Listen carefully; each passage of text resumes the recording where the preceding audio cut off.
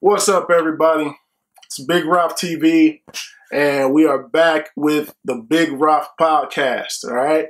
Today, we got my main man, K. Miyagi.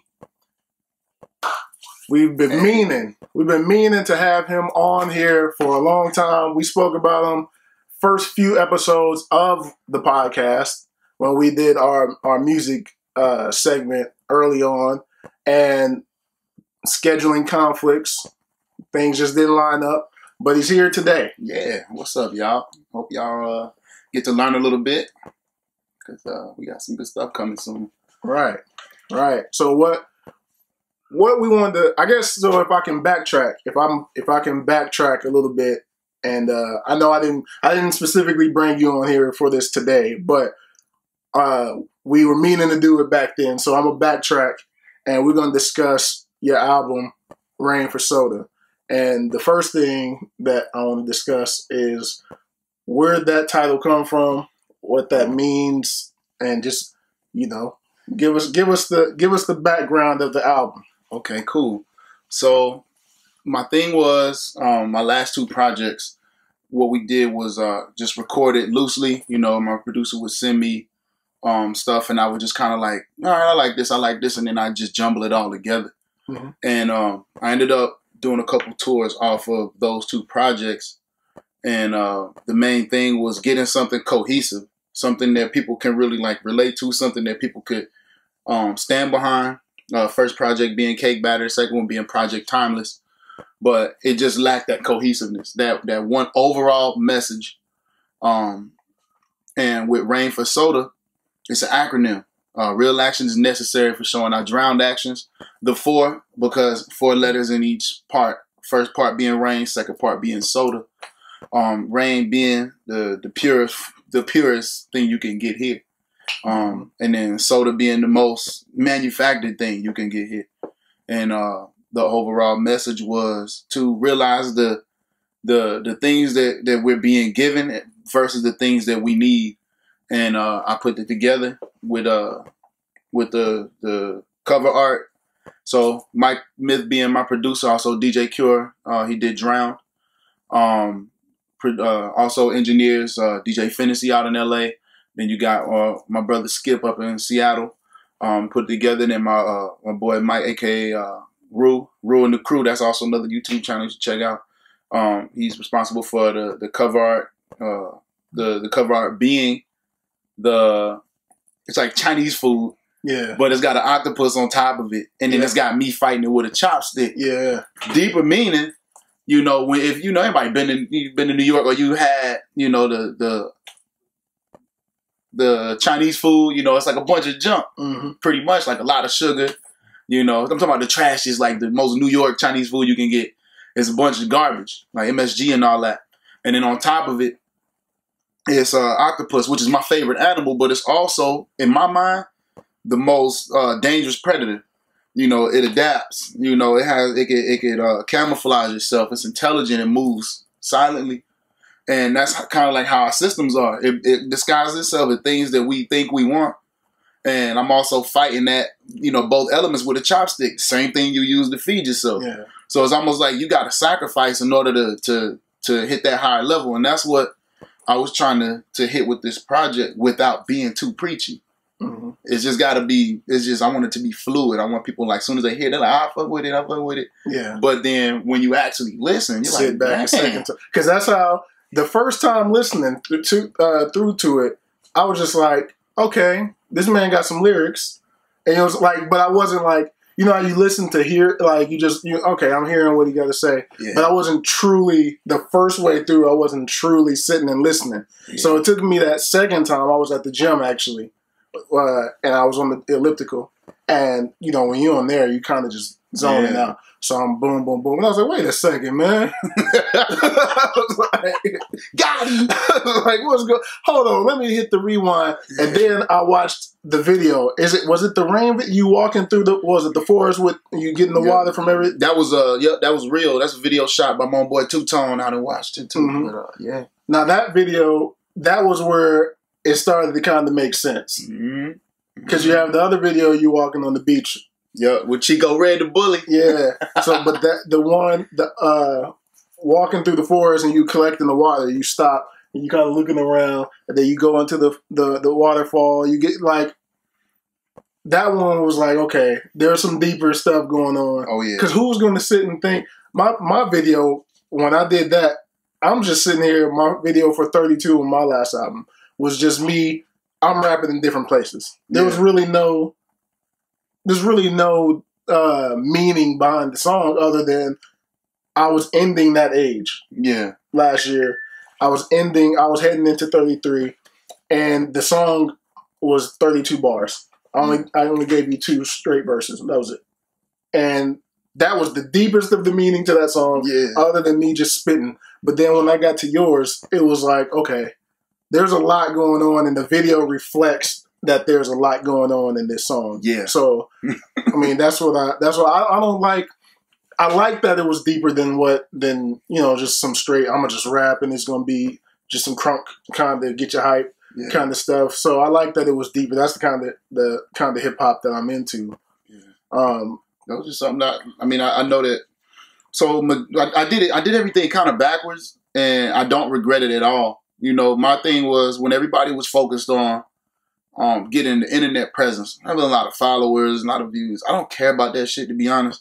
Mm-hmm. So my goal was people, you know, because that was who I started. I never went in and like, I'm gonna be an artist. It just sort of happened. Yeah, I freestyle, and then people were like, "Yo, I want to hear something." Like one of my homeboys, Diva Cranks, Izzy, Drowsy, whatever you would call him. That's one of my closest homies too. He really just like tricked me into getting into the studio because he knew I wasn't trying to sound. I didn't want to sound stupid on no track. Yep. I just want to freestyle for fun.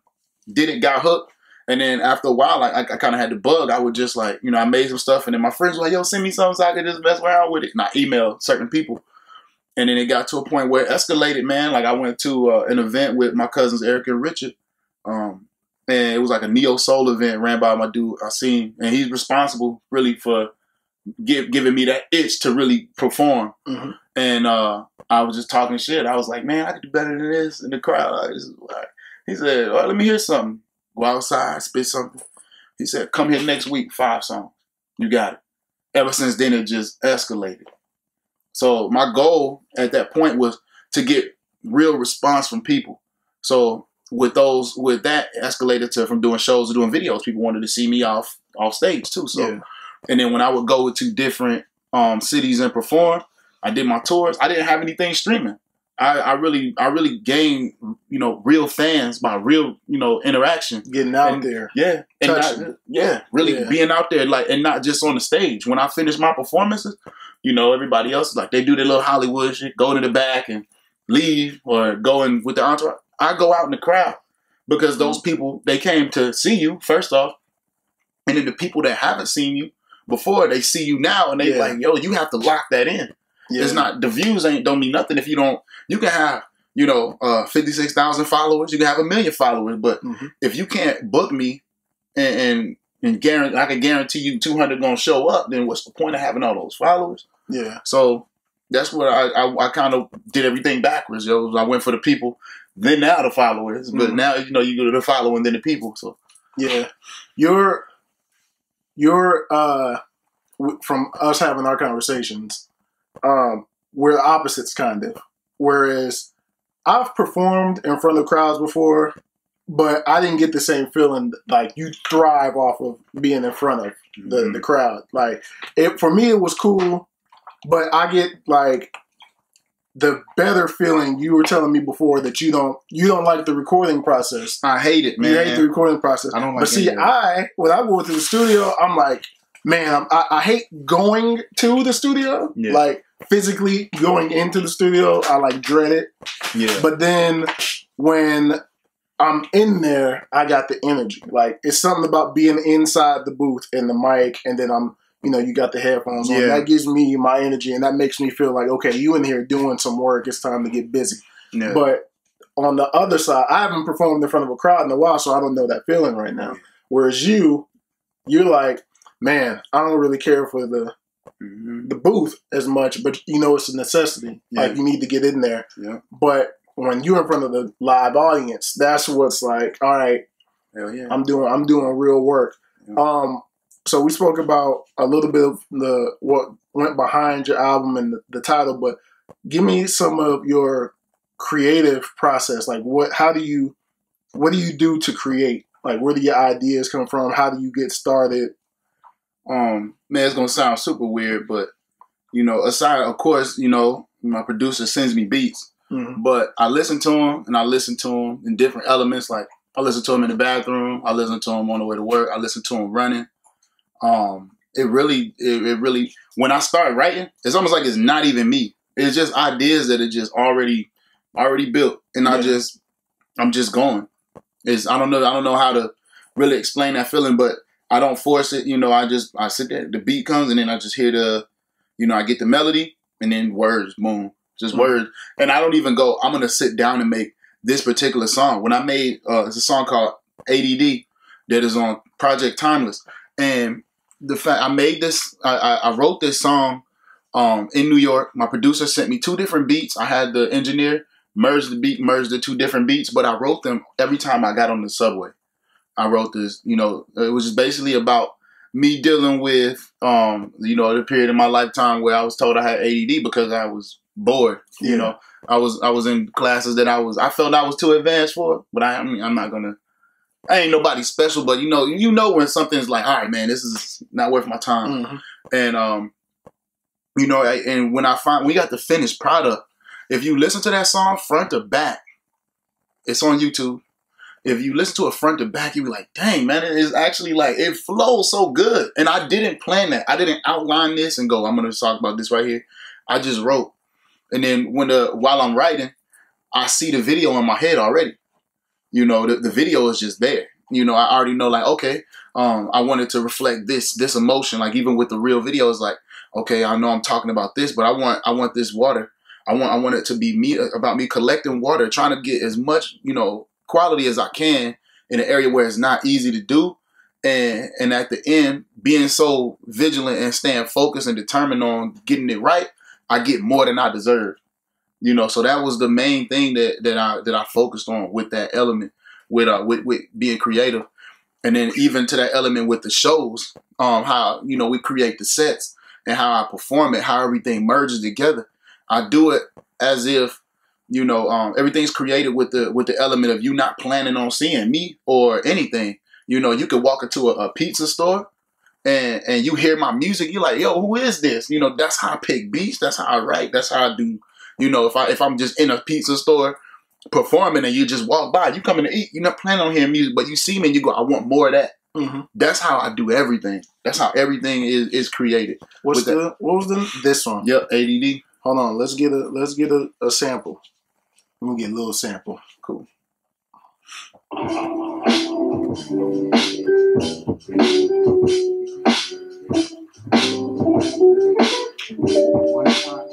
For your mind.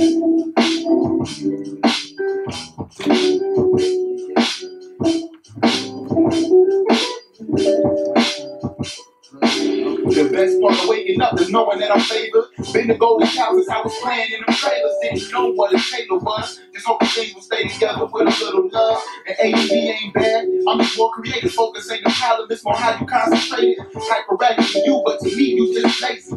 It's order that order. The blue pills I spit out in order to be normal. This is torture. See freedom, but the fortune could be bottled. Now I'm cold. Cooler than your favorite beverage. In the pool and my mood developed. Is that potato salad? Please hold the relish. Slow kid caught on too quick. It's too late, that's it. Some things therapy just can't fit. Some days I feel the pressure from them all-knowing critics. Disruption of the class and the victim of my action.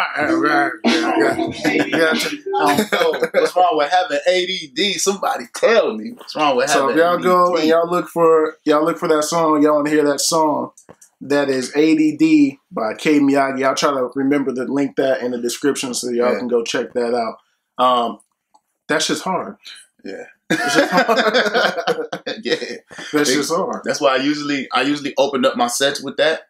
Aside from, 3 selections of, opposite songs that I play before I do sets. Nas, The World Is Yours, or The World Is Yours. I always do that one right before. and I have to do comment invocation. It has to be somewhere in there. Usually the song before that goes in between, but it's in between others. But definitely, ADD is one of the first songs I perform, and because it connects with me so well, and I feel like it's the perfect introduction. If you don't know me, if you want, like if I tell somebody like, yeah, I make music, you know, if they end up asking, I show them that video because it's me. It's me in a nutshell. It explains everything. So you kind of led into this next question. good. Your influences. I know you said you didn't want to do it.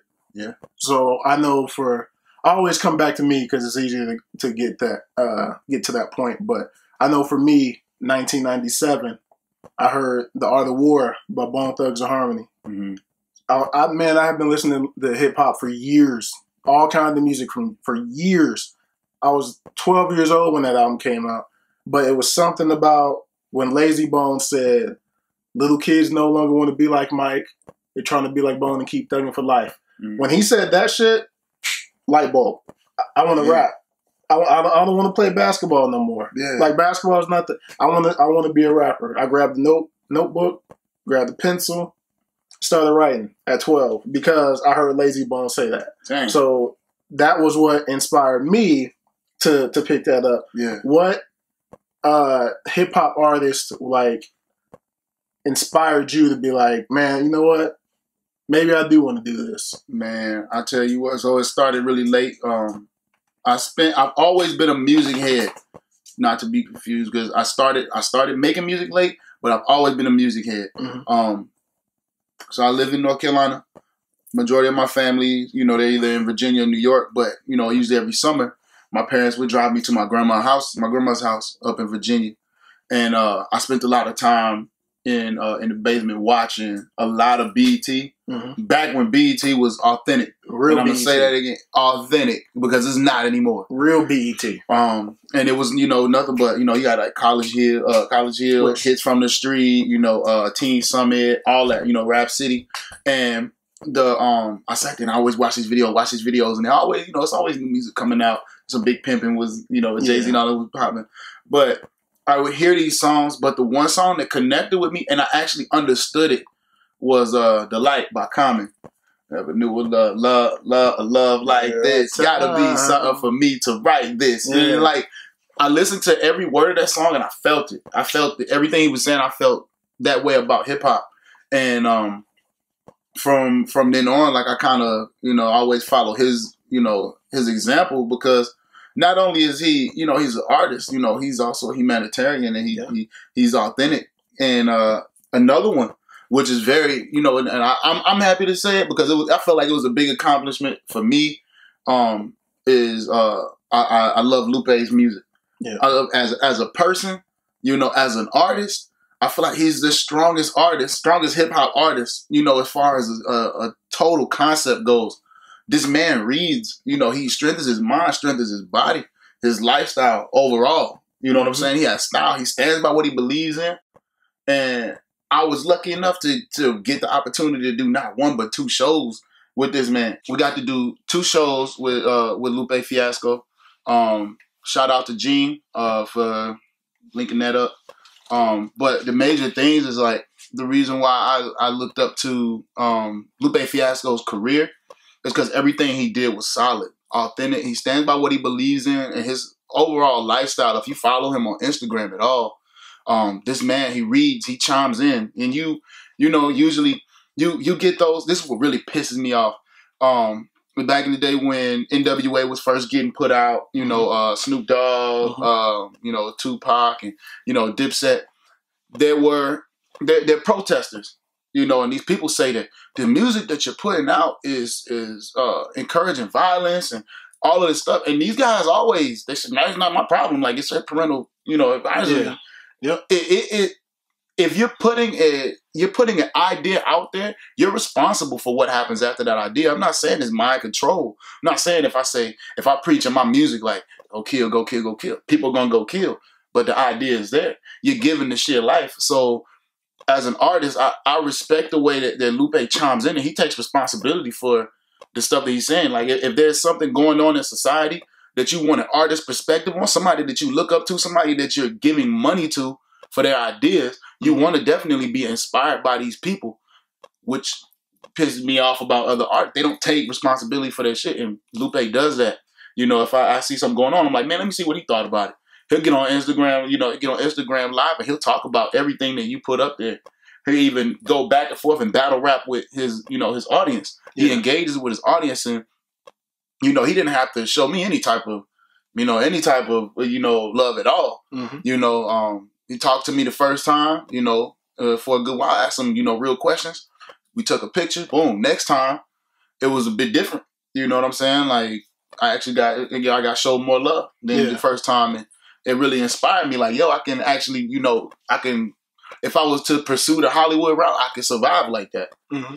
Not that I want that, but that's that type of energy I really look forward to, and also like Nas, because of his overall presence. He's his overall G. Like if I was that type, if I was a clean cut artist, that's who I would emulate, man. But I really respect his vision. I respect his knowledge. I respect his outlook on everything. And I've always followed, those three. I like Mystical. Mystical's, he's awesome. I almost cut again. Mystical is awesome. I'm gonna tell you, I seen the man. Oh, bet. Yeah, Mystical is fucking awesome. I seen him live, and I'm telling you, like, a lot of people sleep on Mystical. The man's a storyteller. He's his lines, like, he's very animated, but he's very lyrical. And I love this energy overall, and I liked how nobody could copy him. Even the people in his camp he was writing for, mm-hmm. sitting side by side in the studio with him, they couldn't copy his style. Mm-hmm. And I respect that so much. So yeah. You got 4. I'm mentally counting. Yeah. You got Common. Is this your top? Or are these just names that inspire? Man, it's a daily battle. Are we about to do a top? Top 5? It's a daily. We can do a top 5. Let's do a top. Let's do 5. There's a daily battle between Common and Lupe. I'm telling you. Only thing, if Lupe was more prevalent in Hollywood, it will always be Lupe. If I seen Lupe in movies, mm-hmm. and I actually got to like really see him for a good hour and a half straight of just like him, a character, he would definitely be in that top. But it's always a battle, man, because like Common's just. You think like the stuff that he says is like so simple, mm-hmm. but it's the conviction in his voice that sends it. Lupe, on the other hand, he spits it effortlessly. But every time you listen to his art, you hear something different. He has triple entendres out of this world. His lyrics hit, and you're like, how do you? It's so simple, but how do you think of that type stuff? You know. But I've always respected Common just like he says it, and it's said. Point blank. Yeah, point blank. Yeah. And his voice is killer. One of the best voices in hip hop. Yes. One of the not just hip hop actually. Now that you've mentioned it, Common has one of the best voices in entertainment.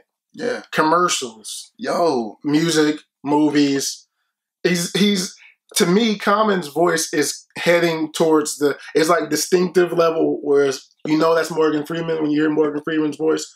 If a commercial comes on, I know that's Common. Yep. I know his voice is really distinctive like that. Yeah. So, it's just nutty, bro. Like, my man just said something simple like, I feel Mexican. Hip hop is my guard. Don't give a fuck where you charging. Certain shit I can't honor. Mm-hmm. Like he said it, but what the fuck? Like, it's hard. It's just hard.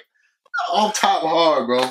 Like, and then of course everybody knows Kid Push, bro. But is so much. You really have an internal battle between the two of them. Lupe said life is meant to come around twice. That's why I gotta get it right. Like, come on, man! Like, it's just the simple. It's just the simple stuff that blows my mind when people say this, and it just like boom. My favorite Lupe song is "Real." You should, and it was made. So it was made like when I first got in the military too, man. Like back in 2008, or maybe it could have been 2007. 08, 09. But that song projected everything that we're seeing right now. Like how fake hip hop is. That's why they gotta give them something real. Yeah. Real. But that's all they know. Mm-hmm. It's just like you guys have to listen to these people. But so one and two is Common and Lupe. They can switch. Yeah, they can switch. Okay. Then you got Nas. Then you got Mystical. And my 5 is always on the fence, but if I gotta give it to somebody, I hate to be the cliche rapper, but Jay-Z. Because, I mean, sometimes I don't agree with stuff he says because I feel like he's just bragging the whole time and it pissed me off. Make me look at my life like I ain't doing shit.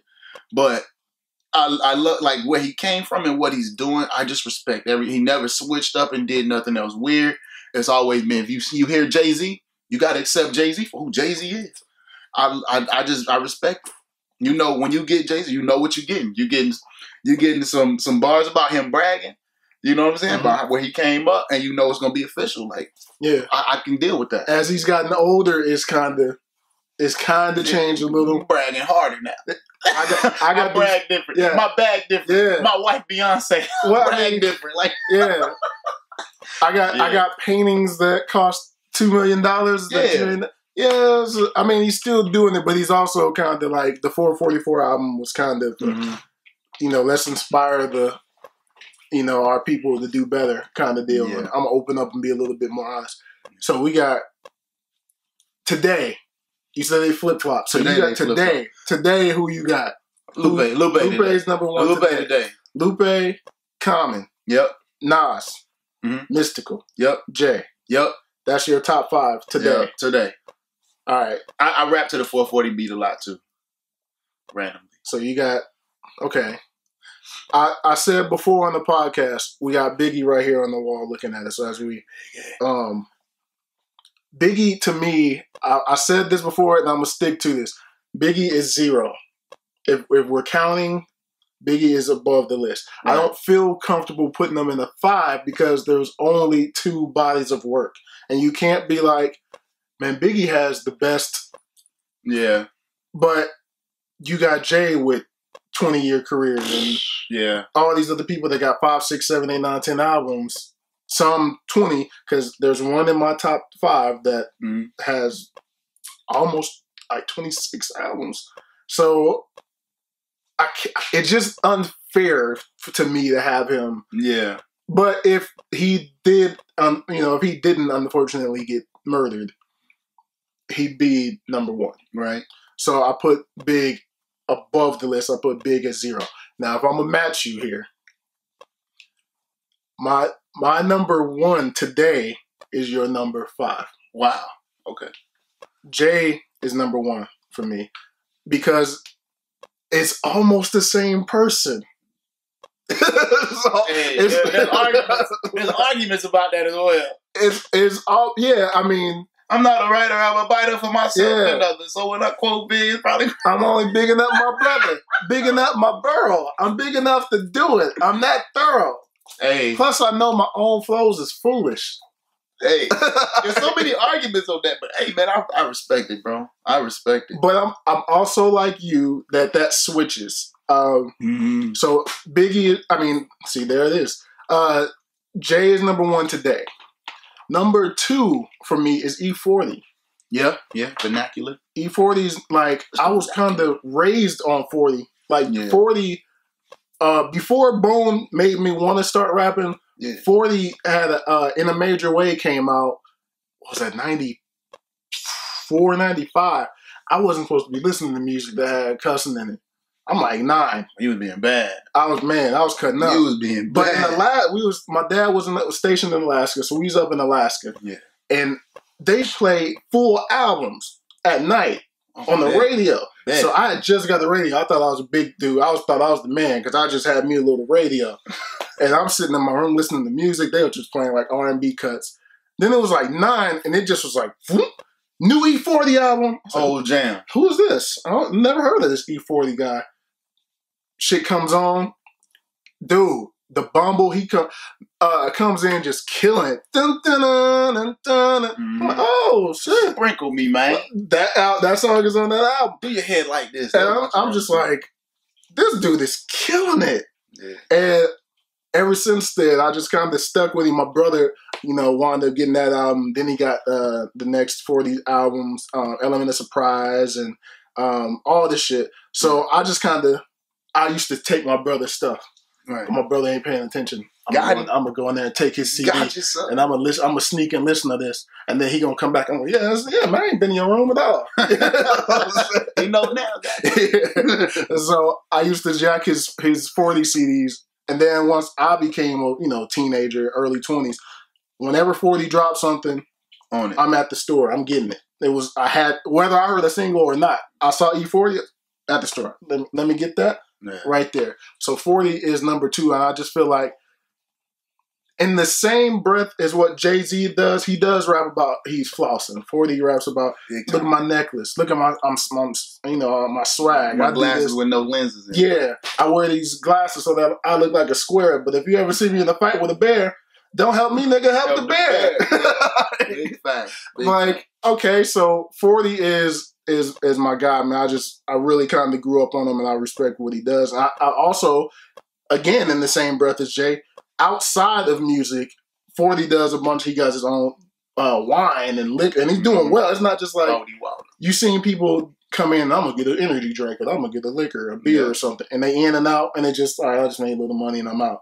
40 is like really successful at it. He owns businesses. He donates stuff to the kids. Like, he's in the community. Like, all total package, 40 is 2 for me. 3, GZA from Wu-Tang. Yeah.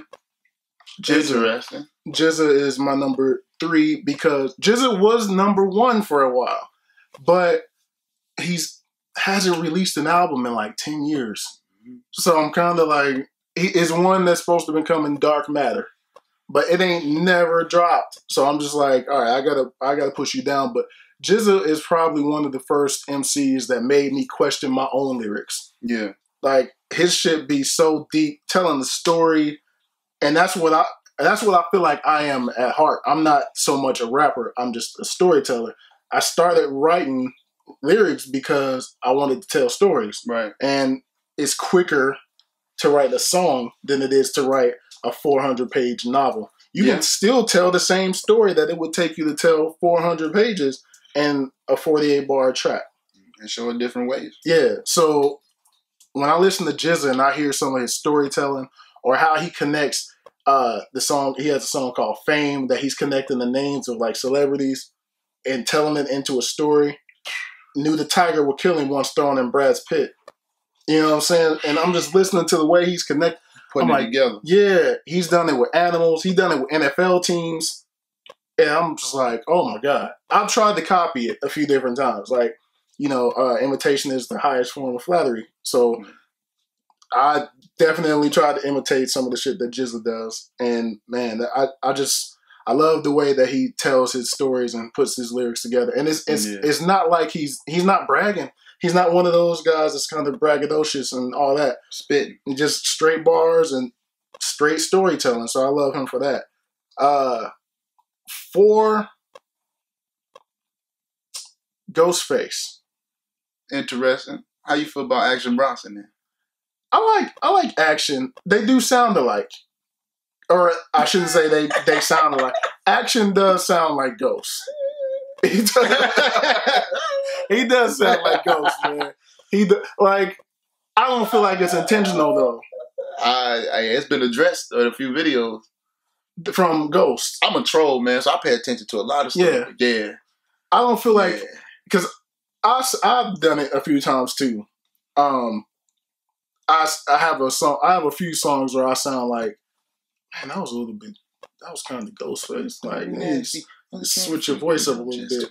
Such as the Ghost. Yeah. Ghost is, I will argue with anybody ever, up until maybe the last 4 years or so, 4 or 5 years, Ghost's catalog might be better than most every other MCs. From Iron Man, Supreme Clientele, Pretty Tony, Bulletproof Wallets, Fish Scale, More Fish, Big Doe Rehab. Ghost's catalog was fucking amazing. He was like on a roll. Yeah. And it was only like one blemish because he came out with that kind of R&B-ish album, and it was still... Talking about with him and Neo? No. That song was good. But it was the album that followed it that was like, it's like I didn't need the the album was okay. It was like, it wasn't trash, but it was okay. It was just, but we were used to high quality from him. Yeah. So where am I at? I'm at J, 40, GZA, Ghost, 5, MF Doom. MF Doom. I wish I followed more of his stuff, man. I just haven't. Doom. I know he got some sick beats I used to rap to all the time, man. Yeah, I made the whole mixtape off his beats. Doom for me is just like, I hate writing hooks. Yeah. And he never does hooks. That was like the first thing that caught my attention. I had a buddy that used to work at Target back in 2005. And we out there, and I'm riding home with him one day, and he throws on a CD. It was the Mouse and the Mask album. And Doom is on there with Danger Mouse. Mm-hmm. And Doom's just spitting. I'm like, who the hell is this? I didn't know who Doom was at the time. I was like, who the hell is this cat? And he was like, yeah, he showed me the CD. I was like, damn, I went and bought the CD. And then the dude, he just spitting so hard on that album. I said, let me go back and find, who's this dude? Who's this MF Doom cat? Next thing you know, I find the Mad Villainy album. I find the Food album. I just go back and get his whole collection. And it's just bars on top of bars on top of bars on top of bars. It's just no hooks, though. Killing it. It just 40. Definitely. I'm going to do some digging on the way home. You got to go back and listen to Doom. Doom's one of my guys. So, J, 40, GZA, Ghost, Doom. Rounds up my 5. If I was going to continue into 10, some of the names that you have some more of the names that you have would appear in there. Yeah. But if I'm sticking at 5, it's just those 5 for me right now, man. So, you're in album mode too right now, right? Definitely. Working on the new project, the follow-up to Rain for Soda. Definitely. Still pushing Rain for Soda because so many people that haven't heard it yet. So, and I'm in a whole new continent now, so I have a whole new audience to reach. So, I mean, I'm gonna put out stuff for my existing fans, but I'm definitely gearing towards something new. Yeah. How far into it? Are you at the beginning stages still, or are you? Yeah. I'm doing things a little bit different now because, like I said, I've always done things a little backwards. So now I'm looking more into PR and marketing and stuff like that. I'm learning about that and not using because that's a terrible word, but putting some of my relationships in forward motion with people that I've met. Mm-hmm. Because I've met so many people and they always like, yo, let's do something. So now I'm in that mode with let's start and get into this level because I got the talent, I feel like I have everything that, any investor would, or anybody that would want to take part in something. I have everything that they would be like, okay, I trust this. This is going to happen. So, but yeah, that's what I'm into right now. We are out here and I'm like, we've gone to the studio together before and I've heard one of the new joints and I've seen some of the creative process in person. So I know it's going to be some heat that's coming. We got to get on something while we're here. Easy. We got to get on something while we're here. We got to bring something. I feel like I had an idea the other day and that's one of the criticisms for me. You get the feedback from your music and a lot of people have been like, all right, you've proven that you can rap. You can rap. We all know you can rap. Yeah. At this point, we've never heard you make a club, like a dance kind of, something that people, all right, we in the club, or we in the car riding. Okay, that's what I want to hear. You know what I'm saying? I've never made one of those kind of records before. I usually make super bar, or storytelling, or look, I'm going to keep it funky. On every album, I'm fucking on every album. That's just that's just my life. That's what's happening. I'm fucking on every album. But I feel like I had the idea the other day if there was a challenge, we could get on something maybe and make like I don't want to say an anthem, but something, something fun for like the summer or something. But that'd be something that's completely out of both of our realms of what we do. Yeah. Man, my opinion on that is like a lot of people tell me the same stuff. They're like, yo, man, you should make this type of song and or make this type of song. I never really, I considered it strongly for a while, and I was like, this motherfucker's for that. It's like, that ain't me. If I feel it and I hear a song, I'm like, I can really do it. I have a couple songs that are, hype, but it's other people for that. That's why it is multiple artists. I don't have to control every part of hip hop. I got my lane. My lane is when people, people want to, they want to clean the crib. They want to just chill at the house, do homework. They want to just go out and experience something different in a concert setting that's in between hype and they want to be challenged. Like, I got that. I can't do the other stuff. I'm a hype person in person. I can host clubs easily. Yeah. But my music ain't gonna host no club. Yeah. I make music for arenas. I make music for theaters. I make music for lounges. I make music for schools, churches, whatever. Stadium. I do that type of music. But club venues is not my strong point. And I don't feel like for me, I've made. Let me plug myself. Let me plug myself. I'm gonna plug me.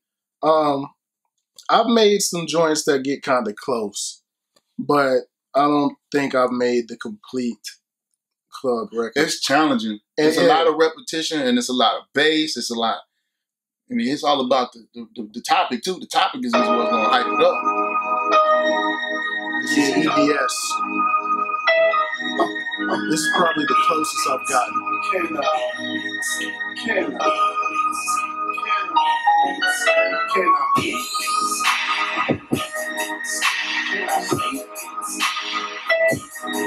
It's more so the beats than anything. Check it out.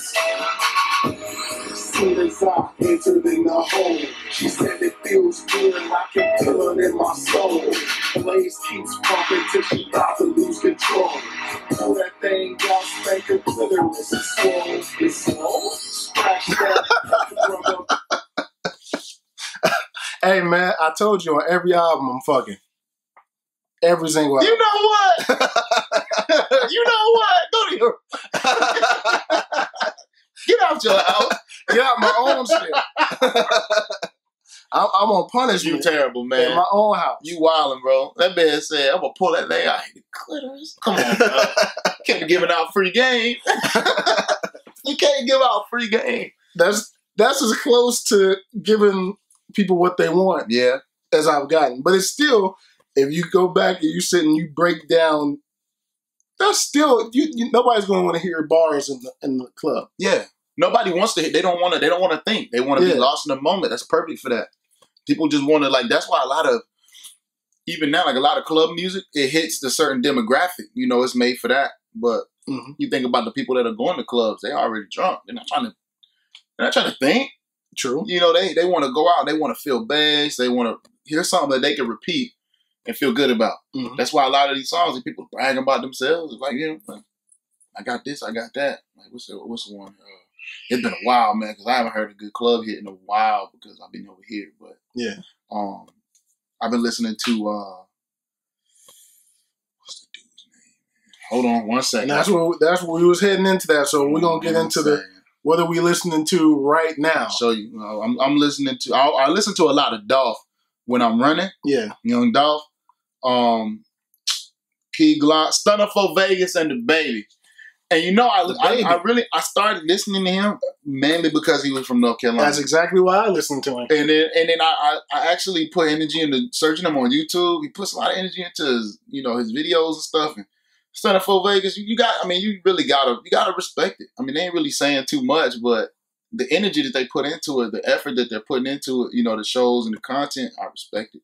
100%. The messages ain't all good, but it is what it is. He found his lane and he's killing it. He's lyrical. You can hear what he's saying. I like it a lot. It gives me hype when I'm running. Yep. But on the same token, when I wanna switch it up, I always dig into D'Angelo. I dig when I'm running a long distance, I get into that old Voodoo. And that's one of my favorite projects from him. And then also West Side Boogie. West Side Boogie got that one he just put out. Everything's for sale, I believe it's called. It's such a good project. Yeah. He put a lot of energy into that, and I can really vibe out and just zone out. I ended up running like 7-8 miles listening to these people every day. Mm-hmm. Every day, what I do run, but I usually run. Usually, if not every day of the week, 6 days out of the week, I'm listening to these people, and I like to stay current on what's not just what's hot, but what's good, because it's a lot of trash that's circulating. I don't want to hear that shit. I don't. Yeah. I don't want to hear. It takes a lot for me, especially like being from the South, man. Like I like ratchet music. I grew up on ratchet music, but at the same token, I'm not gonna just let every bit of ratchet music reach my ears. I don't listen to that city girl shit. That shit whack. This is what it is. It's just poisonous. Like it's a lot of shit you just can't allow in your mind. But with the baby, you know, it's just like you look at his videos, he's having fun. It reminds me of I can't remember who was producing those videos. I don't know if it was Hype Williams or Dr. A. I can't remember who it was, but Missy Elliott and Busta Rhymes videos from back in the day. I'm talking about like Trash Bag Missy. I'm talking about like, you know, Blue Creature Busta. I'm talking about like those type videos. It brings me back to that. And, that was fun hip hop. That was fun. You know, it was more about. It wasn't about like them following a trend. It wasn't even about them biting. It was about the shock factor. Every artist was working on a different shock factor. Ludacris was very strong with shock factor. I was just about to mention him. Never knew what he was coming out with, but now you know when there's a shock factor, like when Future came out, you had fucking Designer. Yeah, and then you had whoever No Limit put out. I can't remember this dude's name, but sound just like them. And I'm like, yo, you guys are just chasing a sound because it's hitting. They guarantee to get money if they do it. Even and I have my theories about all of that stuff anyway. I have big theories on a lot of stuff that I see, man. But I'm not cover that another time. Luda is in my top 10.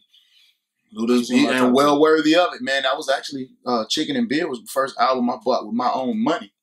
The first album I ever asked for my parents was When the Smoke Clears by 3 6 Mafia. Simply because working the wheel, a pimp, not a simp. Keep them dope things higher than a good jail blimp. We eat so many shrimp. I got poisoning.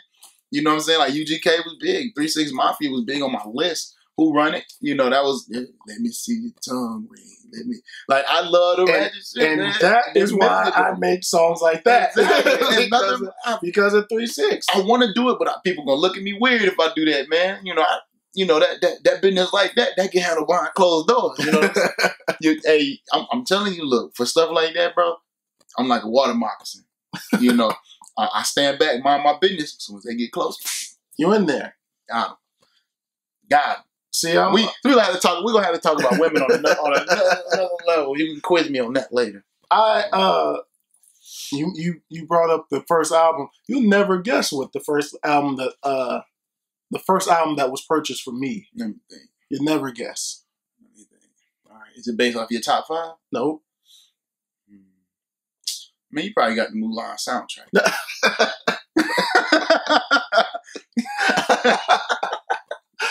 Man, hey, don't sleep on them soundtracks. The first album that was bought for me, I was 13. So this is 98.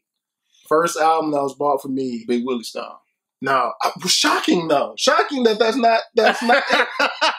Like, honest to God, like, why was that not purchased for me back in 98? I don't know why. Big Willie style was hidden back in that should have been it. But the first one was Wyclef Jean's The Carnival. Is that the one with Please Call 911? That's his second album.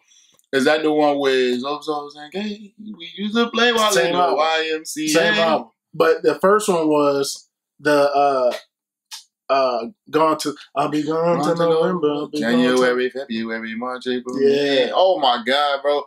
See, you just took me back to my grandma's basement, man. For real. That was the first album. We Trying to Stay Alive was on there. $1 Mela. That was on there. $1 I was wondering when I seen that movie White Chicks, bro. I was wondering why he kept saying that. I need a $1. Dude, Wyclef, do you remember the song he did with The Rock? Yep. It doesn't matter. Yo, I got 50 Bentleys in the West Indies. If you ain't they said if you ain't sharing, people ain't caring. Come up in the hood and take everything you wearing. Yo, that track, that's Grandma Basement stuff. No joke, The man. eclectic took me back, man. I love that. I need to hear that one song though. What song was it again? I used to play Thug Angels. Thug Angels. That's when they shot the little boy in the box. Yeah. Dang, it's Thug been a Angels. minute. I've been looking for that song and I cannot find it. I remember the video and everything. Clef, it was another in the vein of what 40 was to me for a bit. It was just like, if he drops something, I'm buying it. I don't care what he's talking about. He's the man. And then he just he did the joint with Shakira, kind of resurrected his career a little bit. Hips Don't Lie. He produced that joint. He did some Carlos Santana stuff. And then with Maria. Yep. They did an interview. They did an interview recently with him, and it was, what was it, Noriega, the Beard, whatever his podcast is.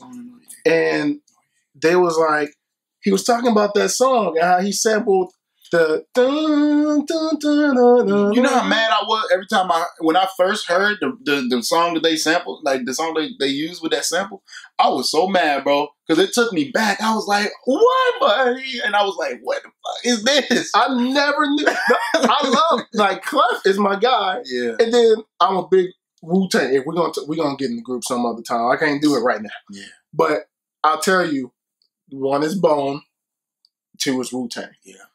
But how the hell did I miss the Wu-Tang sample in the damn song? Bro. Like, I don't even, all these years, when I sat and watched that interview, I said, you gotta be shitting me. You sampled Wu-Tang? And it just went over my head, and I just...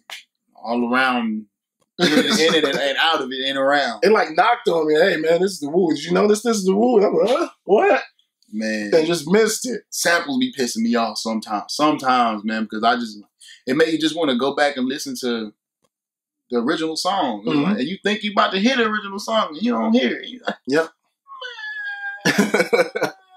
But sometimes when you go back and do that research, the original song be hitting too. Yep. But it is what it is, man. Like one of my favorite samples. I mean, dang, I don't even know. I mean, Diplomats was strong with that, bro. It was real big and simple. When Diplomat, this is what changed my life, bro. Because me and my homeboy, Alex, I call him Bear. When he used to make me mixtape, Dipset mixtape. Bro, he gave me this one Dipset mixtape, and these motherfuckers sampled the Sports Center song. And I was cool. And then you know who else they sampled? Everybody was mad about it. Ghost Town DJs, my boo. Mm-hmm. At night, I think of you. Word. Yep. And then camera in the background, I'm like, yo, this guy. They did Push It. Yep. Salt and Pepper Push. That was on one of their albums. I heard Cam rap over the Undertaker's. He did it all. He every stupid sample you can think of, they've done it. They've done it. I'm used to samples though, because the RZA, that's my favorite producer, and then Kanye comes from that. Even though people don't give it the credit, but Kanye's style, as far as the sampling, to me, comes from RZA. Dude, I'm telling you. And, Pete Rocks and the Premiers and all these, but RZA is my favorite producer of all time. Yeah, so yeah, I can see that. And that's heavy samples and everything like that. And sometimes you just go back and you do your homework and hear some of the original songs that RZA got it from, and it's like, wow, how did you decide to get that? After, and then he just tweaks it, and then it just dun, dun, dun, dun, dun, dun, dun, dun, dun, and then Ghost just comes in and just bodies the beat. You're like, oh my god, it's no joke. You know who really slept on? Good slept on producer. Who's that? K-Tronada. Who's that? Oh boy, got some digging to do. I got some homework to do. You got some digging to do. You don't put me on the spot on my own podcast. Hey, gotta do it. You know who? You ever heard of Mick Jenkins? Yeah, I heard Mick Jenkins. If you heard Mick Jenkins, you heard some of K-Tronada's work. Okay. K-Tronada is he actually does he DJs at some venues, man, and people go there just solely for his beats, just to hear the beats. I love the stuff that he makes, man. Like if I had enough bread, I would pick him, Pharrell, Kanye. I don't know if High Tech is still at it. I would definitely get High Tech, No From ID, the Natty. and then DJ Premier. High Tech from the Natty. I need that. Okay, we doing top 5 producers. Okay, you saying if you had the bread to get the producer for your album? If I had the bread, say it again. All right, so I would definitely get K Tronada. Mm-hmm. That's 1. Kanye. 2. Pharrell. 3. High Tech, if he's still at it. 4. No ID. 5. That's a strong 5. And DJ Premier, because DJ Premier, I heard, he don't mess with too many people. Yeah. If I could swing that, if I could, wow, I'd trade him in for Pharrell. Okay. Easily. Whew, a 5. Pharrell, cool. Pharrell made some heat, guaranteed hit, but Premier got that. He got that vibe I'm used to. I grew up on listening to this stuff that he's produced, so I fucking do it. It's getting, sorry, Pharrell. we both sharing Kanye. But let me get pause. Yeah, pause all that. Pause all that. Kanye's making beats on my album as well as your album. Is the proper way to say it. I got RZA as number 1. I got No from Cunning Linguist. Okay. No from Cunning Linguist is going to be number 2 for me. They felt good coming up with that name. Yes. And they're dope. Oneology is one of my favorite albums from them. Remind me to tell you what my favorite song is. Later. I speak with No sometimes on Twitter. Me and him talk, and he's a good dude, man. I asked him to spit over one of his beat mixtapes, and he's like, "Go ahead and do it." But then I was like, "Man, how much?" If can I use some of these to make an album, man? I'll pay you some money. He's like, no. He's like, buy some more beats. He's like, I got beats and I'll sell you some beats. And a lot of times, big name producers or people that have been out, they ignore, we trying to come up. They're like, man, get out of here. I don't want to hear that. But No, takes the time and talks back. And that, just like how you said Lupe gave you that respect. And No sits and talks. So I can message him right now and he'll respond back to me and he'll tell me this stuff. And we kind of have that good communication. So I appreciate that. 3 for me would be Kanye. You gonna hit it with the oop, boop, boopity scoop. Boop, scoop. He better not hit us with the boop, scoop. See what?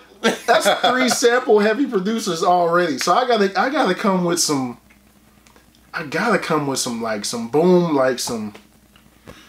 Dang, I gotta switch it up a little bit. Trying to think who, man. A lot of people. Give me Swiss Beats. Give me Swiss Beats at number 4. You might as well throw Just Blaze in there too, because they about 1 and 1. But see, Just is gonna come with some samples too, though. I'm gonna have a whole sample album. But then Swiss Beats gonna hit you with something that sound like everything else he gonna put out. Game time. Swizzy. It's gonna sound like everything else he put out. Yo, you know who? So there's a song that Pharrell produced for. This is when him and Snoop was working heavy, man. It's called "You Should Smoke with Me." Dun, dun. Yeah, that one. And then I know that was on the NERD. No, not NERD. That was on the Neptune, the Clones album. Yeah, we gotta listen to that before I leave. And then when Timbaland and Missy beat me 911. I know exactly who you. Oh, Timbaland used to make some heat, and I say used to because I remember when him and Swiss was going back and forth on the net when they was doing the beat challenges. Mm-hmm. Oh, he was killing. I know exactly. Timbaland killing. You should smoke for me.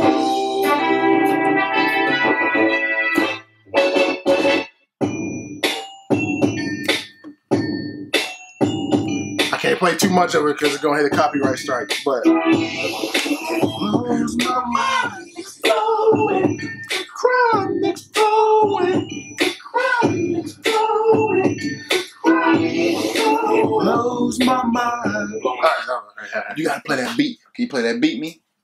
The beat me? Beat me 911. Missy Elliott. On this joint? No. That's Missy Elliott. Oh, Missy and Timber. Beat me? Beat me. 911. There we go. There you go.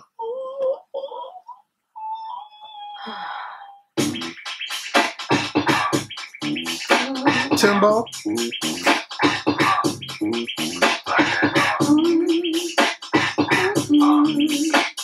I gotta have some bounce.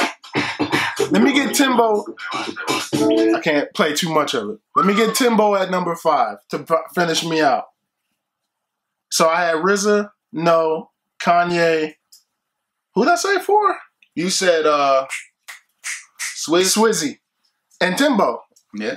Rounds out my 5. That's going to be my perfect album. Dundee. We're going to start to wrap it up here, man, because the battery's about to die. But I wanted to say before I go that... Oh, don't forget about my favorite Jordans. He got the 6s on. He got the infrared 6s on.